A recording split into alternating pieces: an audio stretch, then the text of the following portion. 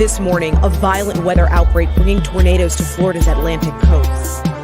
Now to that urgent and massive manhunt after that deadly mass shooting near Houston. The youngest victim just 8 years old. Police say the suspect. Here at International High School of New Orleans is making quite an impression on the college vision. Dennis Barnes has gone into 125 colleges and universities. He's also earned millions in scholarships. As for how he did it, well, the teen is very humble and credits hard work and those around.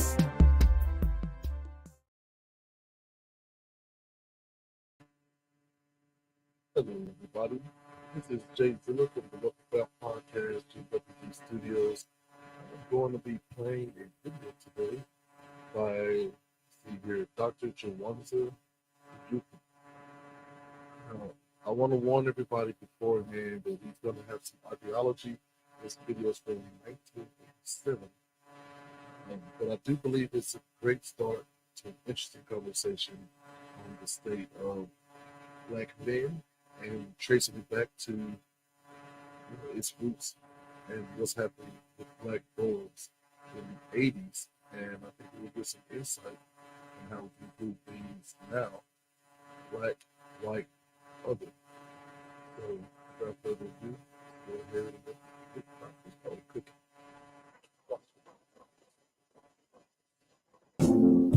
And now, here is Dr. Jawanza Kunjufu with his penetrating presentation of countering the conspiracy to destroy Black boys.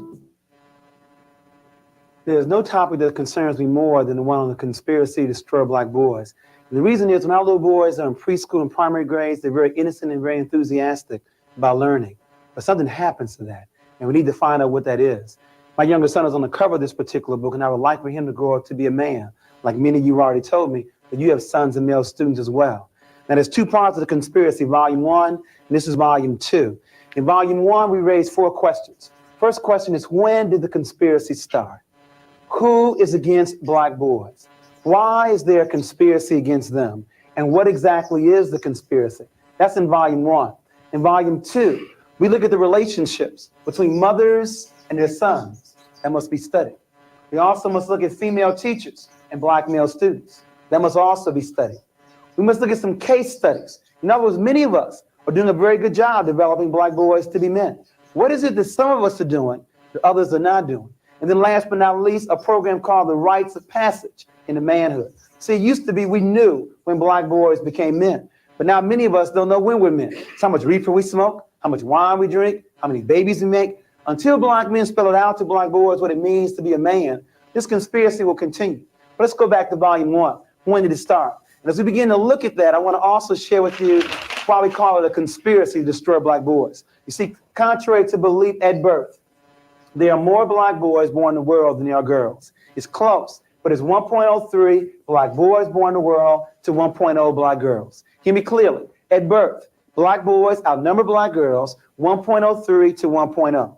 A brief 18 years later, it is now 1.0 available. And that's a key word, available Black men to 1.8 available Black women. Almost 2 adult women for every 1 adult man. Now, the only question that should be going through your minds right now is what happened? We keep raising the wrong question. We keep asking, why do Black men hang on corners? Why do Black men lack direction? Well, if you ask this question, you answer the question 18 to 30 years too late. It is not a conspiracy to destroy Black men. It's a conspiracy to destroy Black boys. If you destroy him as a boy, he'll never become a man. And I can look around the room and tell you know where are they. If they are not available to Black women, where are they? Call the roll. In jail, there are 329,000 brothers in prison right now. 1 of every 4 brothers will go to prison. Where else?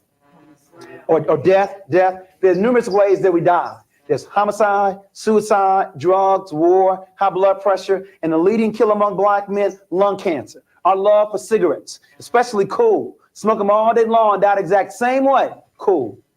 Where else? We have prison, death. What else to make us unavailable to Black women? Yes, homosexuality. As you said earlier, 1 of every 9 men in this country are homosexual. Where else?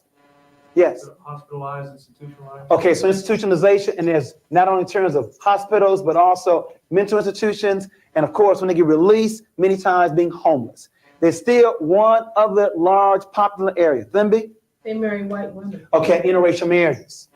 Now I want to pause there for a moment, because you would think if anybody is going to marry outside the race, it would be black women. You got 2 black women for every 1 black man. But as Finney pointed out, it's exactly the opposite. There are 164,000 interracial marriages, of which 116,000 are brothers. That means 48,000 sisters.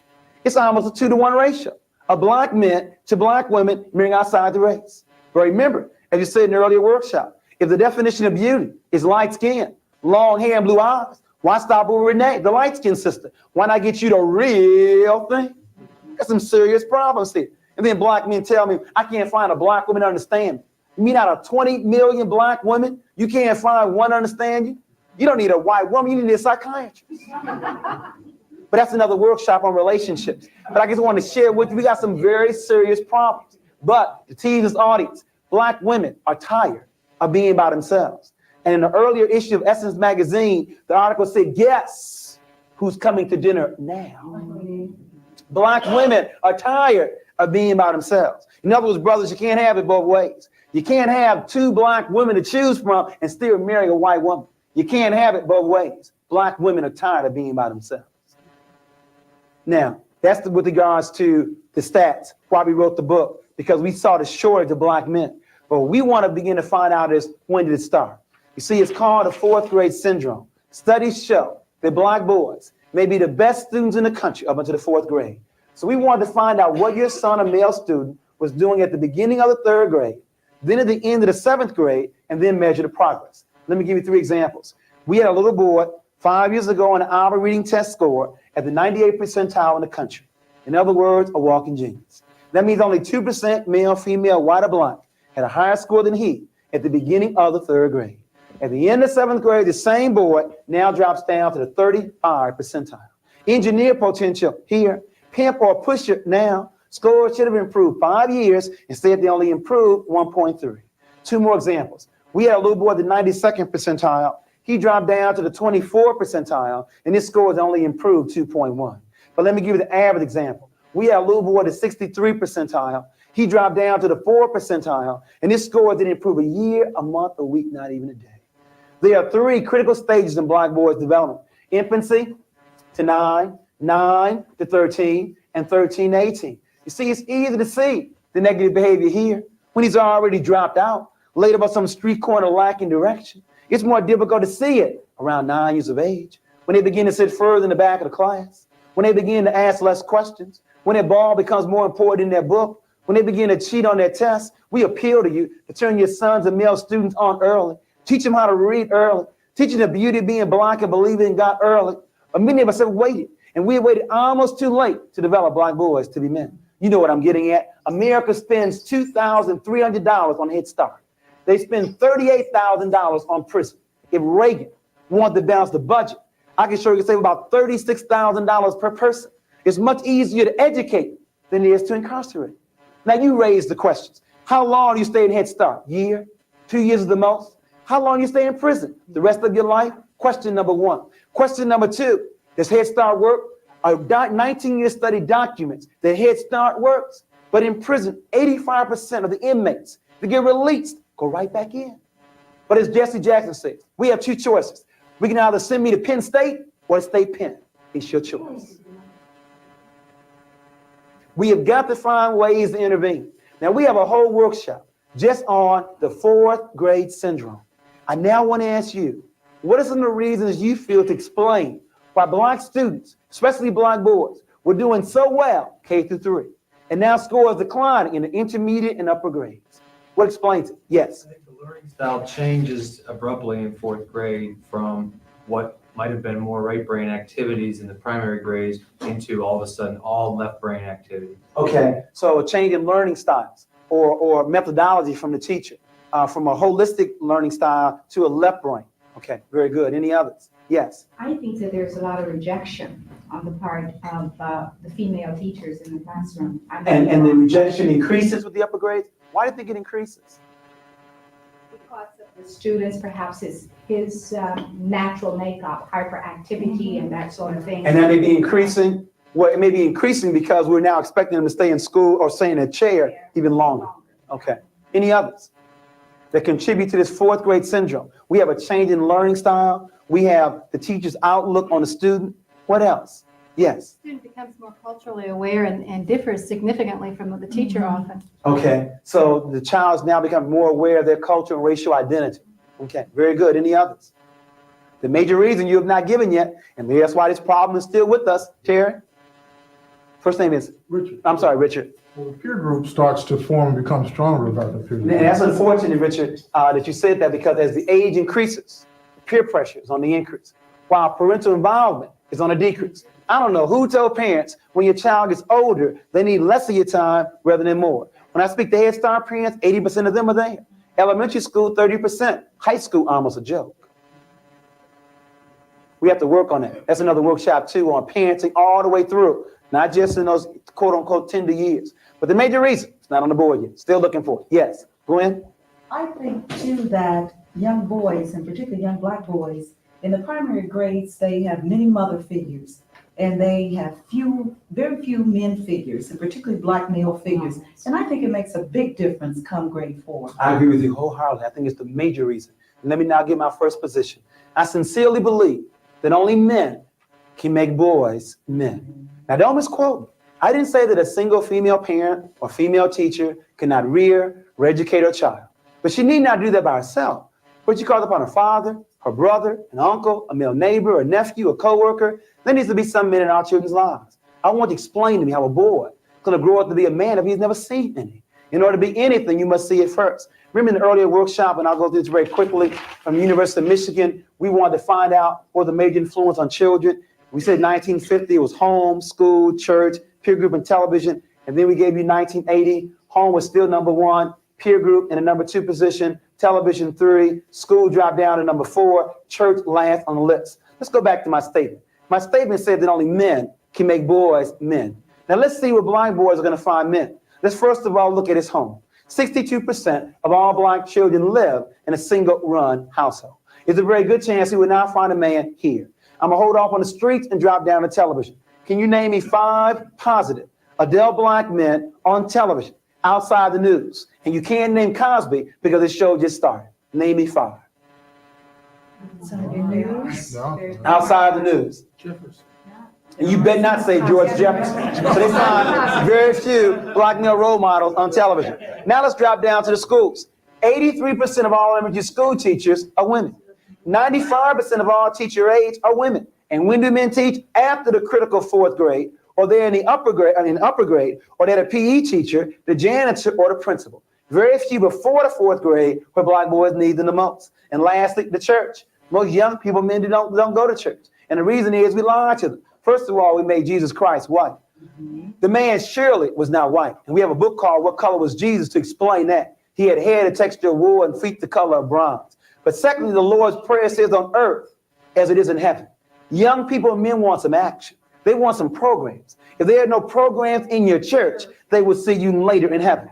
As a result of not finding a man at home, few on television, few in school, and not wishing to attend church, the last place is the streets. And that's the problem. The streets do a very poor job making men. They do a better job making pimps, pushers, and a few basketball players. Their hero, Michael Jordan, has said there were 1 million brothers that won his job last year in the NBA. Of this million, only 400,000 will even make it to play high school ball. Of this 400,000, only 4,000 will make it to play college ball. Of this 4,000, only 35 will go to the coveted NBA. Of this 35, only 7 start. And the average life in the NBA is 4 years. You got 1 million brothers looking for 7 full-time jobs that last 4 years. This conspiracy is complex. It goes beyond the NBA. Even schools are in on it. What will be the first thing you see when you walk into a Cincinnati high school? A large trophy case. And that was even schools give more glory to their ball players than the scholars. That's said in the earlier workshop. Where are the pep rallies for the honor roll?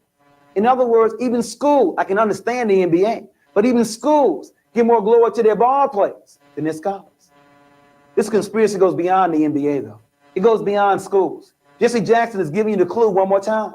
Is it not possible for a black man to be president? For a white woman to be president? For a black woman to be president? Is the club only reserved for European men? You didn't know that a white boy with a high school diploma makes more money than a white woman, or black man with a college degree? The motive for the conspiracy is clear. For the question of why is there a conspiracy, the answer is white male supremacy. In other words, white men are not afraid of women, black or white, because women have no power anywhere in this world. The threat to European men will come not from women, it will come from other men. And the best way to destroy black men is to destroy them as a boy. The motive is white male supremacy. But before you get comfortable blaming somebody else, let me make sure we're clear. On a conspiracy, there would always be two. You see, you have the active conspirators and you have the passive conspirator. See, it's like child abuse. There were always two.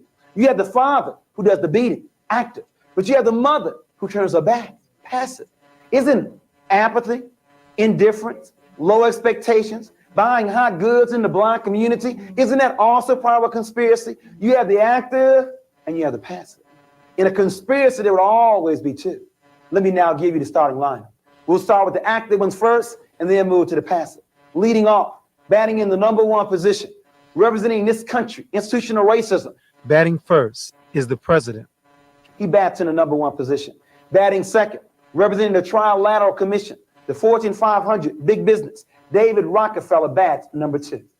Batting third, representing the military complex. You didn't know, black people, 12% of the population, 1/3 of military, and died 41% of the time in the Vietnam War. The chief of staff. Bats #3. Batting fourth, and I don't mean Marlon Brando. I mean the real Godfather. Drugs running rampant in the black community. Please don't deceive yourself. If America is the #1 power in the world, they could police their borders to stop the drug traffic.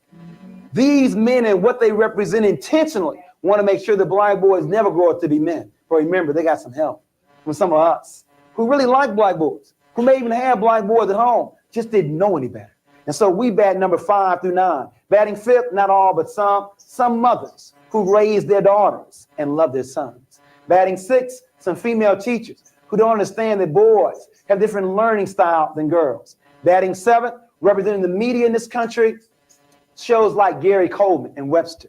Shows that make me sick.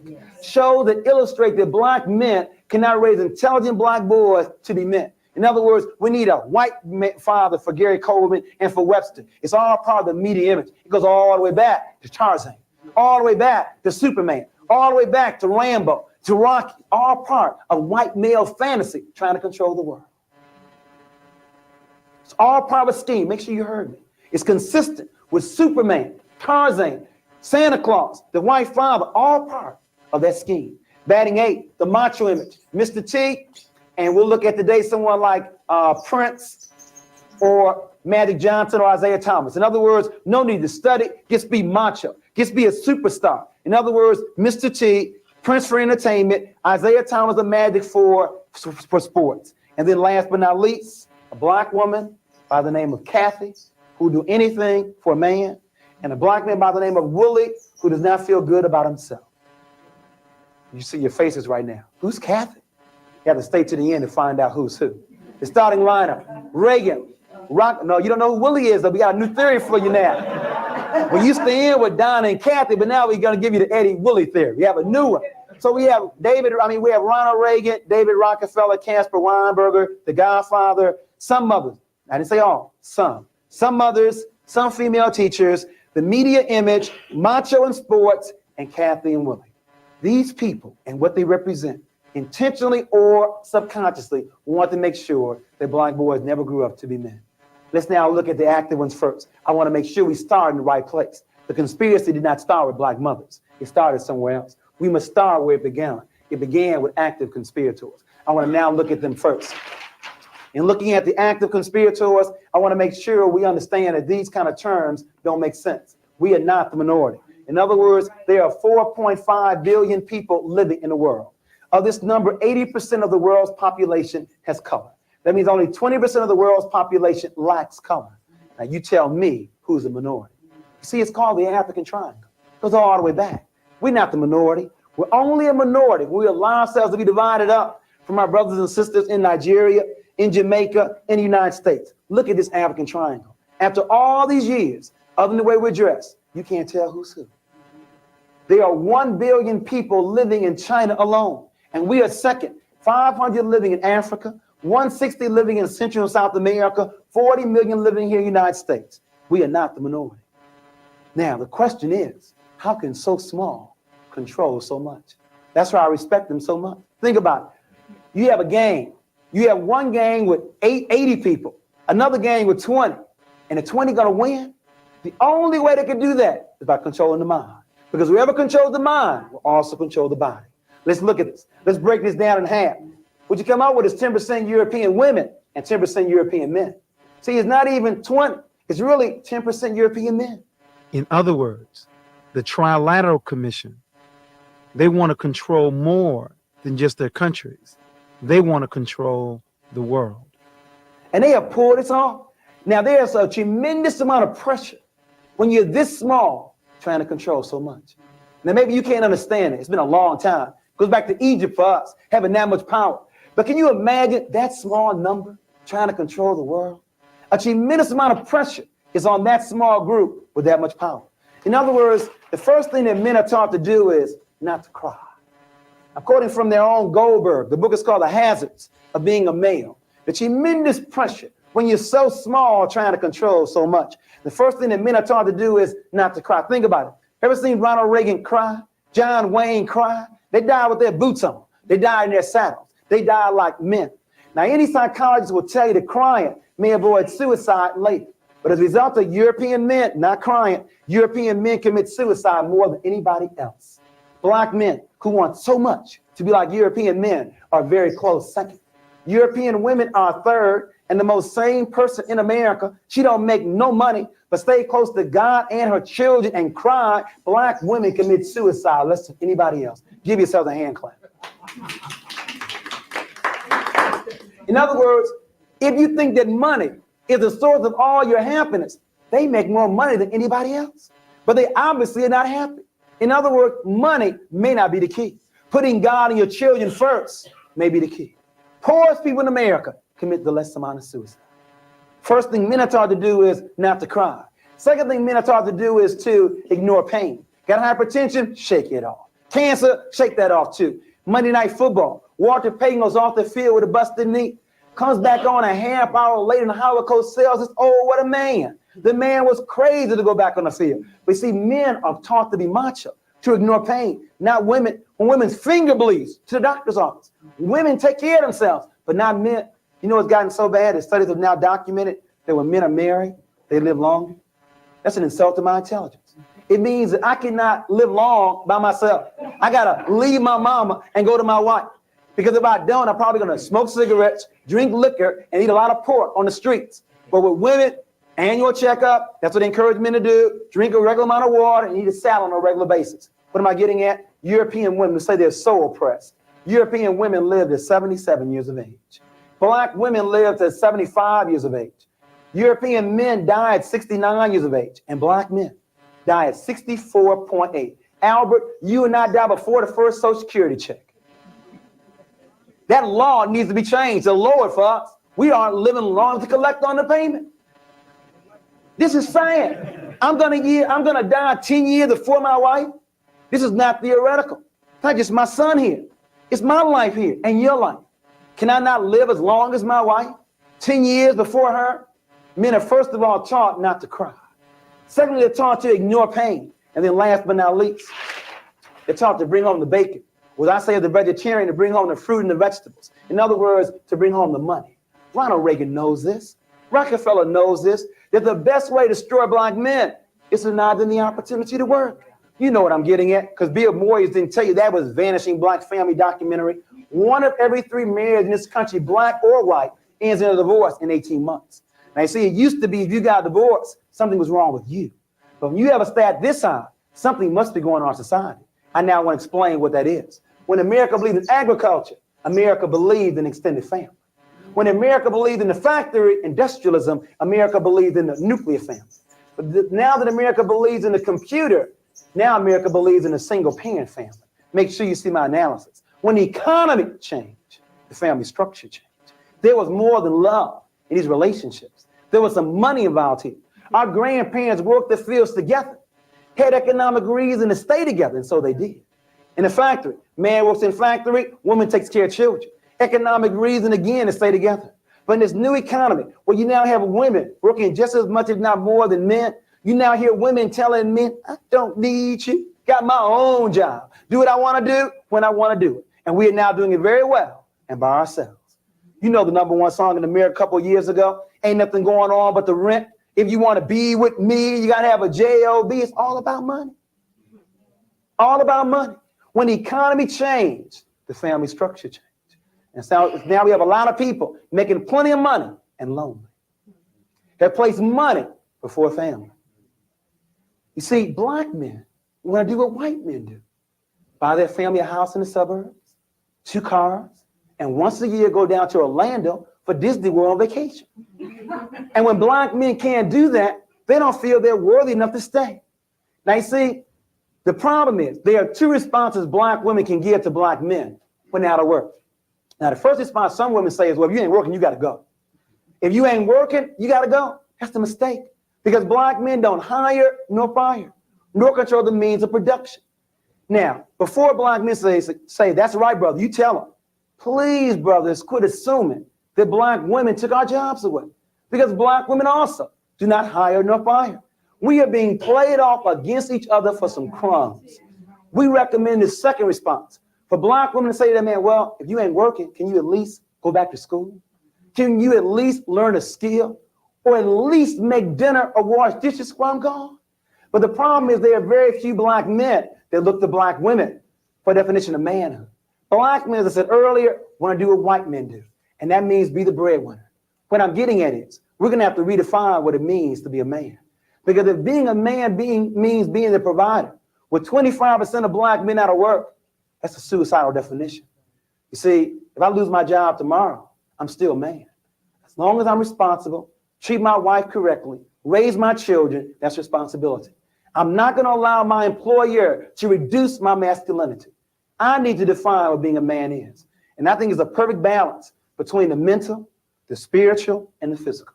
Not being a breadwinner, but a balance between the mental, physical, and the spiritual. Isn't it interesting? You have 2 black men. Both lose their jobs. One black man resorts to crime, leaves his home. He's been reduced by the society. The other black man sells newspapers, sells peanuts, does whatever he can to take care of his family. Same economic situation, but a different set of values.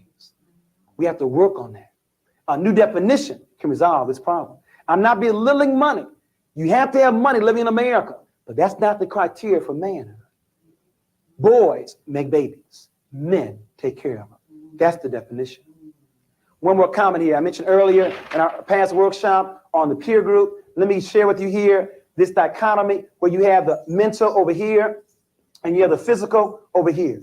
You see, a real problem is our boys have a difficult time finding a balance in the middle.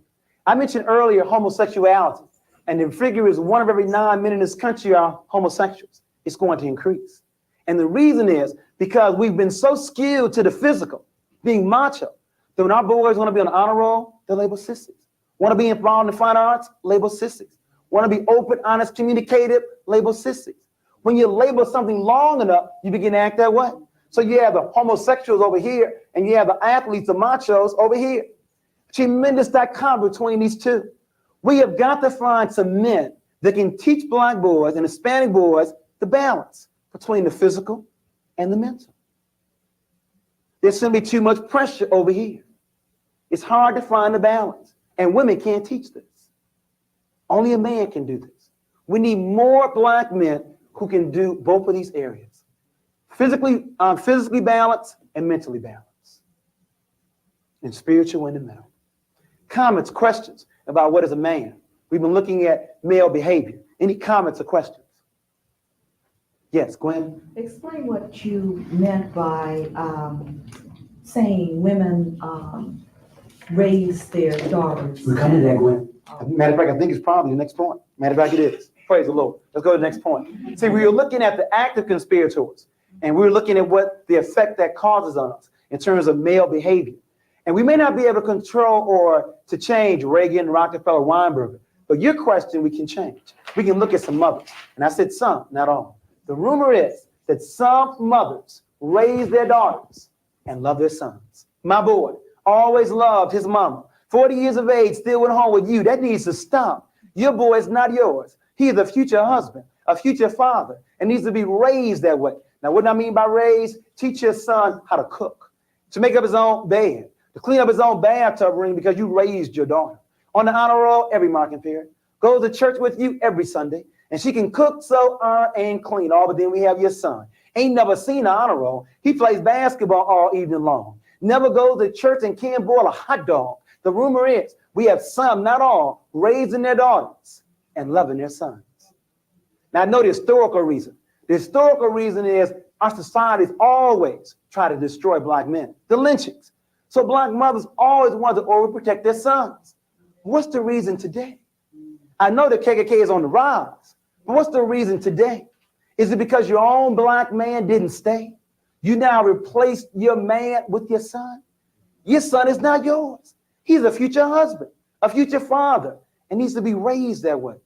Quit telling these 9-year-old boys they the man of the house. Ain't no 9-year-old boy ready to be no man of the house. But because you told him that, he now begins to wonder. When you then bring over your man for the evening, Mom, I thought I was the man of the house. Why are you bringing him over? You can't have it both ways. If he's going to be the man of the house, quit bringing your boyfriend over on Saturday nights.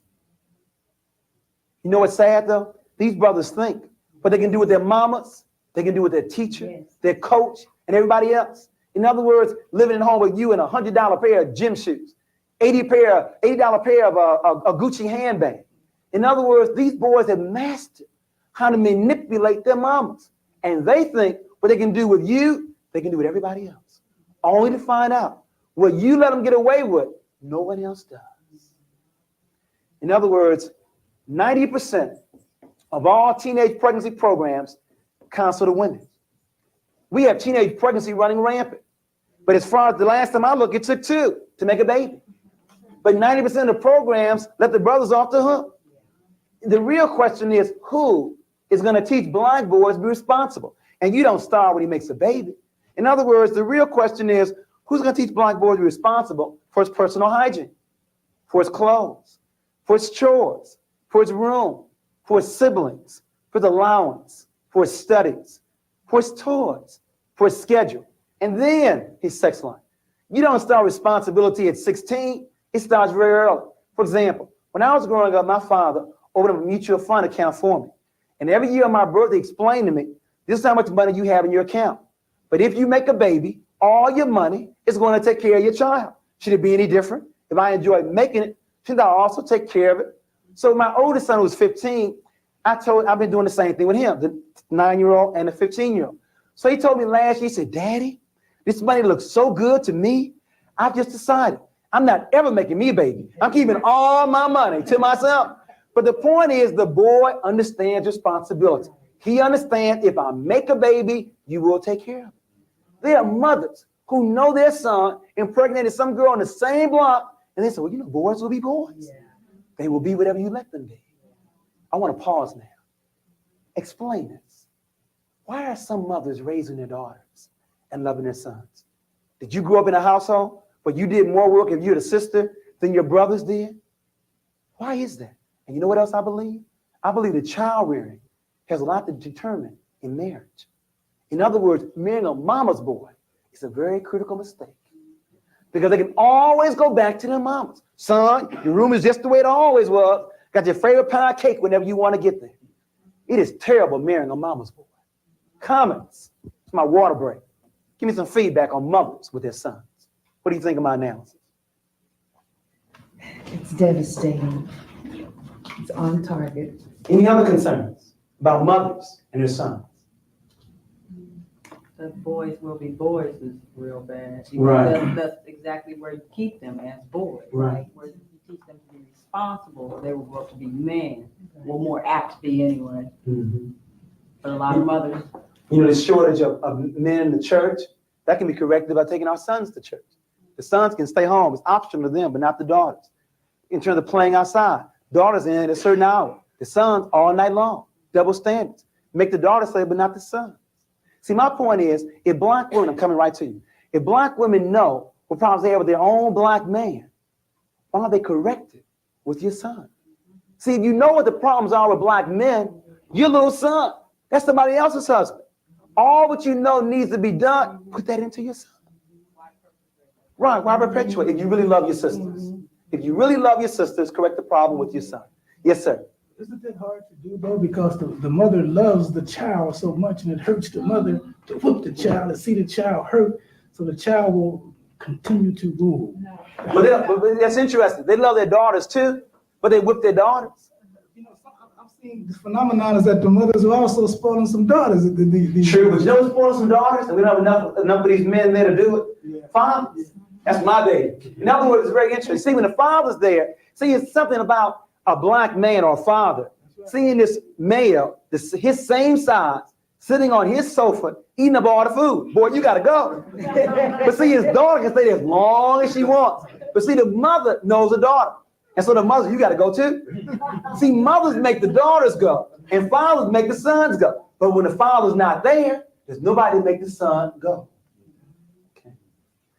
Yes, one more, then we gotta go on. Yes, ma'am. I also think it has something to do with the norms that are set in the system too. And we try to emulate those as Black people. Saying, for example, I was brought up on a farm and everybody worked together. But then in society now says the male has a role, the girl has a role. So the parents try to perpetuate that. Correct. And what's sad about that is you can't fault the black man who you married not wanting to wash dishes. He wasn't forced to wash dishes at home. So you can't fault him when he marries you. You have to teach him early. Teach him early. Next issue, female teachers. We're also very concerned about female teachers. Remember, the exact percentage is 83% in the elementary grades. The number of Black children in public schools, 17%. But Black children are 41% of all the special ed children. Now, 17 doesn't equal 41. LD, learning disabled, EMR, educable mentally retarded, BD, behavior disorder. It gets worse. If a Black child is going to be labeled special ed, 85% of the time it's going to be a Black boy. Why is it not 50-50 Black boy, Black girl? Well, the reason may not be with just Black children, Bill Moyers and Patrick Monahan. It may be up here at the top. It may be that female teachers may not know that boys are different than girls. You all didn't know that, didn't you? That boys are different than girls. I only want the women to answer. The men know they're different. I want to now hear the women to share with us what are some of the differences between boys and girls in the classroom. Because only when you know what the differences are can you then change your methodology to meet the needs of their learning styles. Yes? Boys are generally more active, more inquisitive. Okay, so boys are more active. What else? They're more physical. More physical. Okay, more aggressive. What else? Come on now, you all got the boys explain what they do. I think. Go ahead. I think the boys are more egotistical. Okay, so a large ego. Large okay. ego, and you have to got a good group. Any others? They're not quite as willing to please either as little girls. Okay, so less cooperative. And we just want to add a few more because of time. To reinforce, we found the boys are more aggressive, are more athletically inclined, have a shorter attention span, a slower maturation rate, as you said, are less cooperative, are larger than the girls, influenced more by their peer group, more advanced gross motor than fine motor, not as neat as girls, are louder than girls, like wearing hats on their heads, have a different walk, have a larger ego, and last but not least, play the dozens more than girls. You know how many teachers, especially white teachers, white female teachers, don't know what the dozens are, don't know what signifying is? Now remember, we live in a world controlled by men. Males want to find out who's the best, or as they say, who's the baddest. Now remember, in school, the rule is you can't fight, but they still want to find out who's the best. They create a new game called dozens, signifying. It is a verbal word game of the most prized person in the Black community. Now, who's the most prized person in the Black community? Your mama. We're going to talk about your mama right now. I saw your mama on the railroad track, looked at her and said, ooh, get back. It's a verbal word game. Now, the game is designed, it's a verbal word game of the most prized person, your mama. Now, if you break down and start fighting, you getting kicked out of school, so I automatically win. If you break down and start crying, again, I automatically win. Now, before I go on, do you know how many Black boys have been suspended or placed in special ed because they were playing the dozens? Do you know how many teachers don't understand those same two Black boys who were playing the dozens, really getting down on each other's mamas, were the best of friends 2 seconds later? They didn't understand the culture. Now, don't misquote me. I'm not condoning the dozens nor Black English, but they both exist. And if you want to move a child from one to the other, It may not be what you say. It may be how you're saying it. In other words, Black English. First day of school, 5-year-old girl walked into your classroom, speaking what she heard, Black English. When you condemn the language, you've done more than condemn the language. You're now destroying the child's self-esteem. The language is legitimate, has different rules to it. It exists, legitimate rules to it. And if you want to move a child from Black English to standardized English, you don't condemn him. You make him feel good where he is. If you went on Albert, there's some skills to playing the dozens. I'm a former teacher, and I had some very good dozen players. There's some skills to playing the dozens. First of all, you have to have an expanding vocabulary. You have to have the ability to make words rhyme. You have to have quick thinking skills. You have to be comfortable with public speaking. And I knew that. So I used to tell Willie, my best student, Willie, if you were that good playing the dozens, making words rhyme, vocabulary on alike, I want you to be the MC at all my programs. I want you in my drama department or my spelling bee team.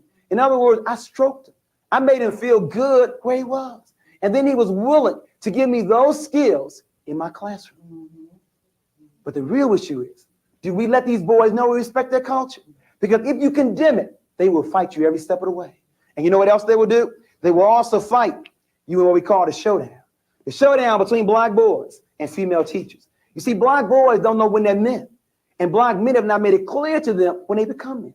So they think taking a female teacher one-on-one is going to make them a man, especially around 4th grade. From 4th grade on, they want to find out who's in charge of the class. It's called a showdown.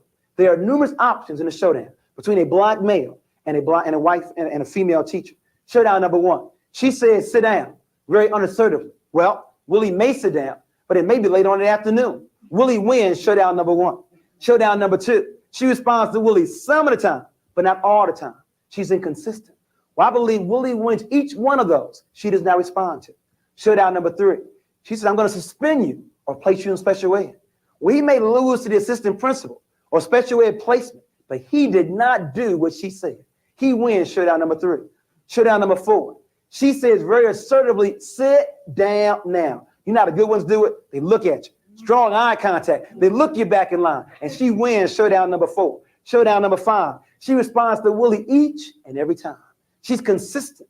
And she's winning each one of those showdowns. Then the last one, a friend of mine in Chicago told me she had a boy who thought he was so bad, he was not going to stand up. He was going to run to class sitting down. He's going to make her nervous. He's going to look at her and smile at her. So every time Audrey looked at him, he looked back and smiled. But then Audrey would look back with the same strength and smile. This went on all day long. Willie looked and smiled. Audrey would look back and smile. At the end of class, so many words, Willie came to Audrey and said, okay, I understand that you are in charge of this class. But the reason is she's done 3 things well. She, first of all, loves him, and he knows that. She respects him, and he knows that. And she also respects his culture, and he knows that. Because of that, there is no showdown, because he knows that she is in charge of the class. What I'm getting at, to return back to this, if you know that boys have a shorter attention span, what should that do to your lesson? Make it shorter or make it more interesting? If you understand that boys are more advanced gross motor than fine motor, what should you allow more in your classroom? More hands-on learning activities. In other words, my point is, if you understand that boys have different learning styles, rather than taking them out of your class and put them in special ed, why don't you alter your learning styles, your methodology? But you know what's saying? Most principals know that 5% of their teachers make over 30% of the referrals. If that's the case, why remove the child? Why don't you remove the teacher? How is the child doing so well in 3rd grade with a good teacher and now labeled EMR in 4th grade? It may not be the child. It may be the teacher. It's really a shame we can't stay on this longer on learning styles. Hyperactivity, that's a value judgment. If you know what hyper is, God must have told you what normal is. Hyper is a value judgment. It may not be that blind boys are hyperactive. It may be the lesson plans are simply too slow. Think about that the next time you want to place a child in special ed. Some other issues. I want to wrap up with regards to what is the conspiracy to destroy Black boys. I believe the conspiracy is made up of white male supremacy, institutional racism, lack of Black male role models, the male socialization process, parental apathy and double standards, low teacher expectations, a female designed classroom, a distorted media, and an influential peer group. In terms of the question of what is the conspiracy, I know you can't take all those down the way I gave them to you, so please read the book. I won't repeat them again, but those are the major factors that make up what is the conspiracy to destroy black boys. Male supremacy, institutional racism, lack of male role models, male socialization process, parental apathy, raising their daughters and loving their sons, low teacher expectations, a female designed classroom, a distorted media, and an influential peer group. Now, what I want to begin to look at is, what can the home do to stop the conspiracy to destroy black boys? It's not enough to describe it. Remember, the book is called Countering the Conspiracy to Destroy Black Boys. I want to look at it from the home, from the classroom, from the community, and then we'll give you the Donna Willie theory, or the Donna Cathy theory and the Eddie Willie theory. In terms of the home, in order to stop this conspiracy, we must first of all become aware. I believe the first way to solve any problem is to know the problem exists, to study. We have got to study more. And then we, especially women, have got to admit that boys need role models, especially male role models. And after we admit that, then we need to identify some male role models that will play that kind of position with our boys. And please don't lie to me and say you don't know any. In other words, on your block, in your extended family, where you work at, please don't say you don't know at least one positive black male. In other words, just because the biological father is not there, does not mean there's not some other black men available. We believe in extended family concept. We also want you to set a contract on what this man will do with your son on an ongoing, regular basis. And for the fathers, please quit taking your sons only to the ball game and to the zoo. It's amazing. Fathers take their sons to the zoo and to a ball game. When it's time to go to the grocery store or to the barbershop, go with your mama.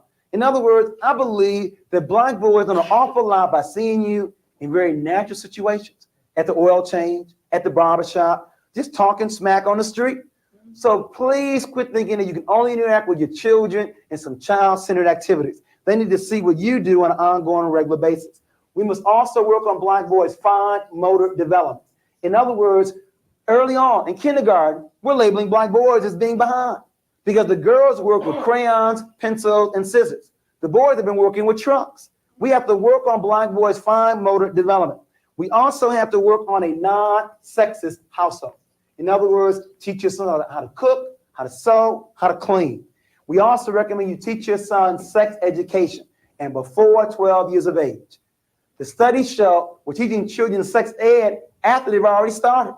It should be before, not after. They've already made a baby after 12 and 13. We have to work on that. We must also monitor the peer group. You know, good parents have always done a number of things well with the peer group. First of all, good parents know who their children's friends are. They invite them over to get to know them better. And many times parents program the peer group to make sure their child runs with the right group. My parents enrolled me on a track team. I had to run cross country, indoor and outdoor track. Rather than running around a gang, they had me running around a track. My parents did that intentionally to make sure. Good parents also monitor television. TV cannot be turned on by itself. Quit blaming the television set. We must also look at us. And then last but not least, we must listen to our children. Many times they tell me, my parents don't listen to me. That's why the peer group is winning. The peer group listens. Many times we don't. You know, the average father only spends 7 minutes with his children. The average mother, 34 minutes. That's a tragedy.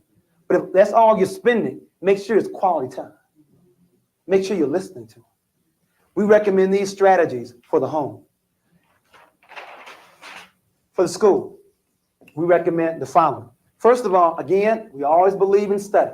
We must first of all become aware there's a conspiracy to destroy black boys. After that, we must increase male teachers.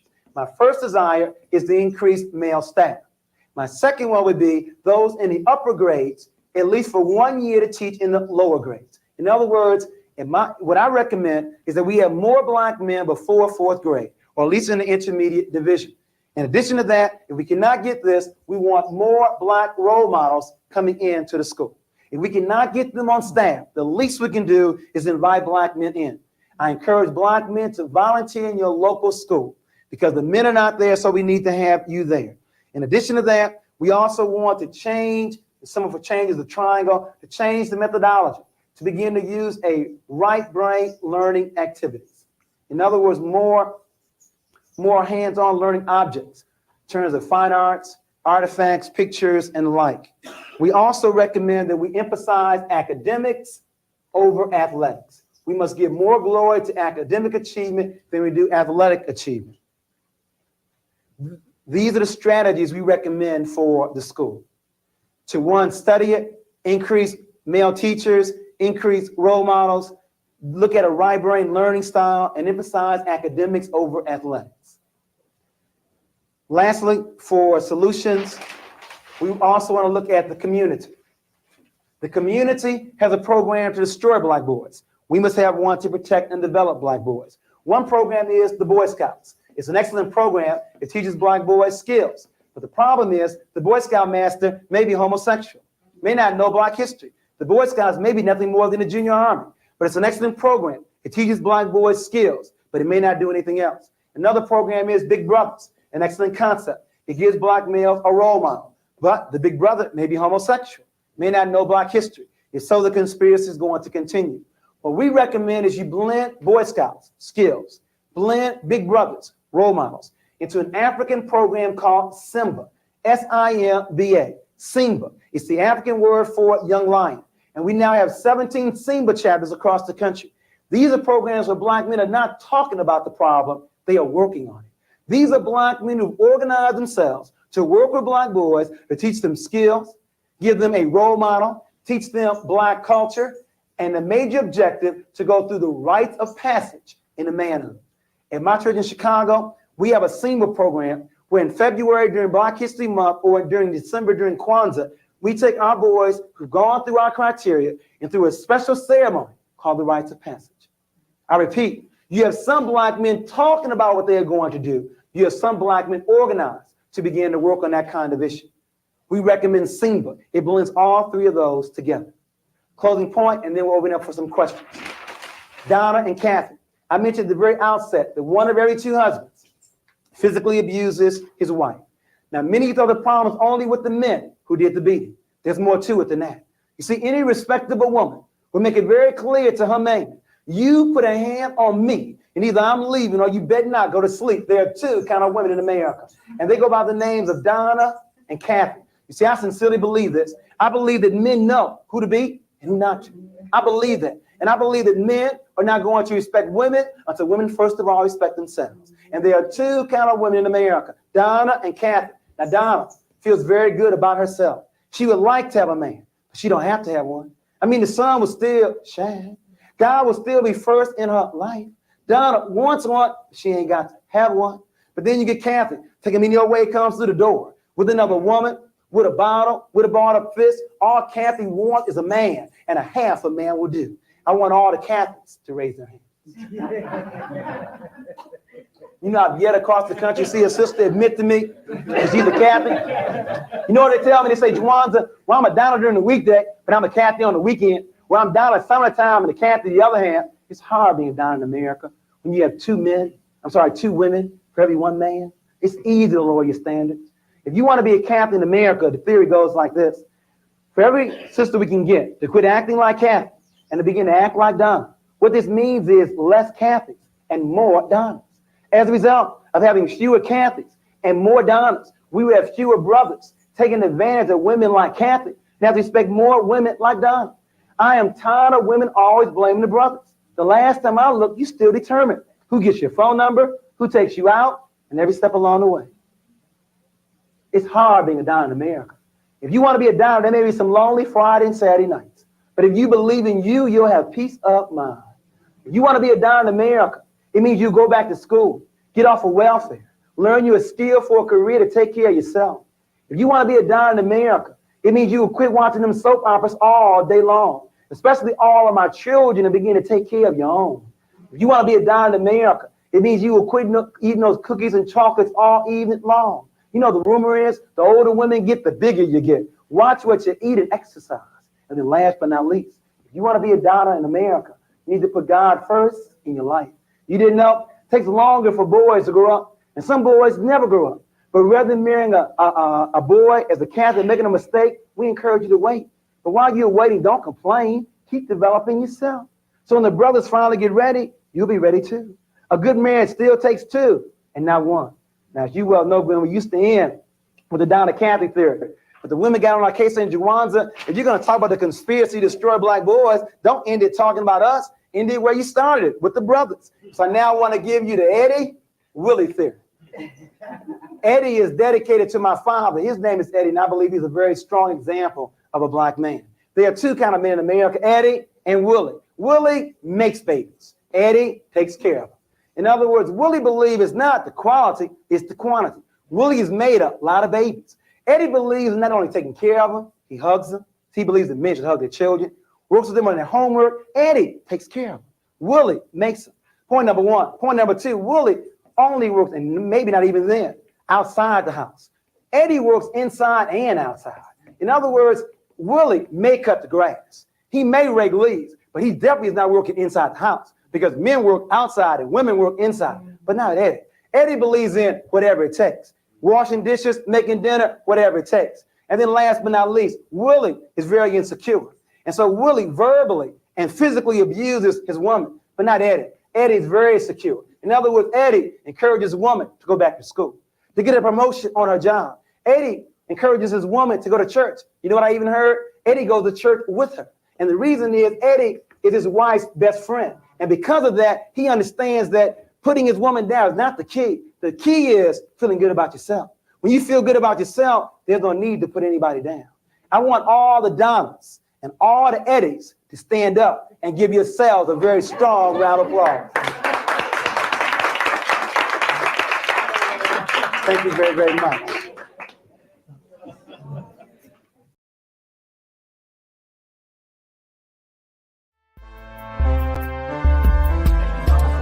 This morning, a violent weather outbreak bringing tornadoes to Florida's Atlantic coast.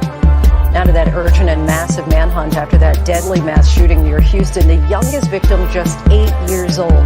Police say the suspect. International High School of New Orleans is making quite an impression on the college admission. Dennis Barnes has gone into 125 colleges and universities. He's also earned millions in scholarships. As for how he did it, well, the teen is very humble and credits hard work and those around.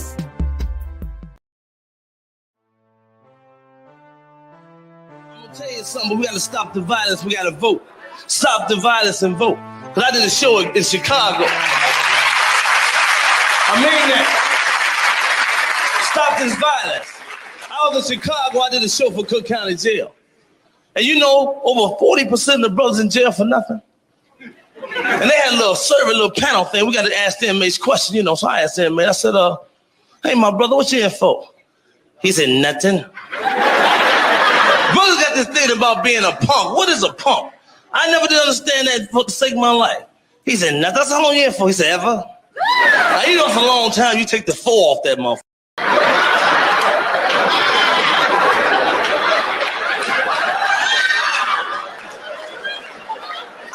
I said, so what you in for? I ain't no punk. I didn't tell on my boy. I said, what, you in jail for no motherfucker? No, you ain't no punk. You a new fool. Cause I'd be dead if I serve time for any of you motherfuckers. I'll be in court just like this. Judge be like, who are you? I'll be like, punk. Your Honor, he killed that motherfucker. Shot him in the head 4 times, kicked him in the face. I tried to call you, but the line was missing. I'm ready to knock him out here.